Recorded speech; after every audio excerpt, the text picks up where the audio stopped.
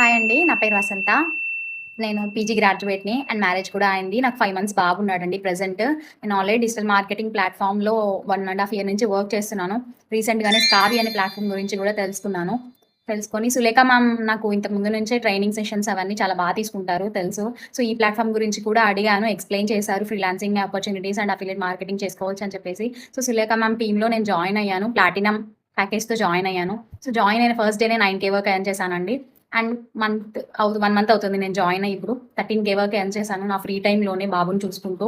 So, ఇంత మంచి platform introduce చేసినందుకు సీఈఓ మేడం సురేఖ మ్యామ్‌కి చాలా థ్యాంక్ యూ అండి.